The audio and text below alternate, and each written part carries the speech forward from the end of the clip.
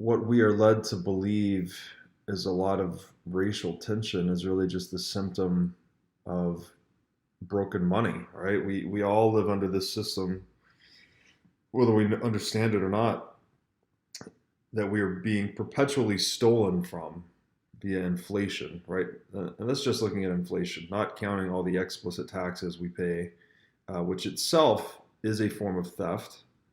Because any transaction between two participants that's not consensual, that we haven't sat down at the negotiating table and agreed, this is what I will give, this is what I would like to get, and we've both signed on the dotted line, that's the only time a trade can be consensual. And an act, as Rothbard says, to be moral, an act must be free.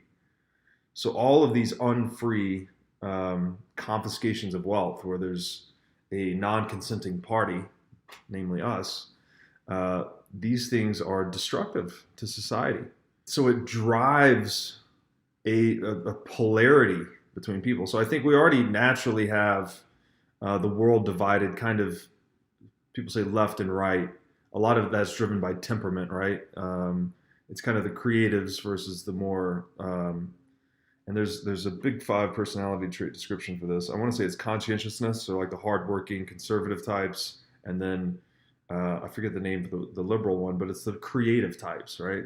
So we have the entrepreneurs and creators and artists on one side, and the hardworking, conscientious people on the other.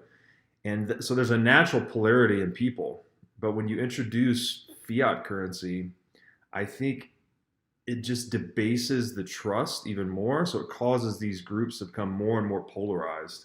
And there's a great chart on WTFhappened1971.com where it actually shows how politicians were voting here in the U.S. on the red versus blue side, and you see their votes just become increasingly polarized since 1971. So there is something very intimately connected to who we are, like the character of individuals, that's connected to the nature of the money that we use.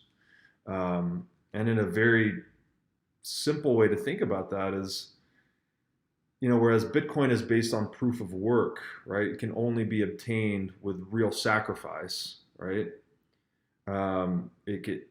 You must earn it through work, or you must acquire it through mining. There must be an expenditure of energy, or you can purchase it on the market with something you've earned.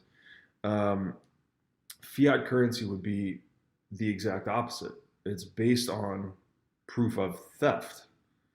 I mean, maybe not for the everyday man, right? The everyday guy goes to work for that paycheck, but that money that he's sacrificing so much to earn is actually being siphoned. There's a lot of ways to think about it. Maybe like a technology backdoor, someone's siphoning the wealth out of it gradually.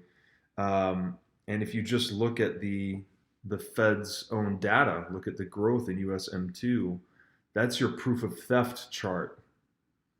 Whereas Bitcoin has its hash rate, right? How much energy is being sacrificed to produce it and secure it, showing its proof of work. The USM2 curve shows how much money is being produced at an effortless keystroke by the Fed, which is, again, a private institution. It's drawing a 6% annual dividend for its undisclosed shareholders just for the right that it violently and deceptively preserves to monopolize money. It's bad. It's really bad. This system will be regarded by history as one of the greatest cons of all time, in my opinion.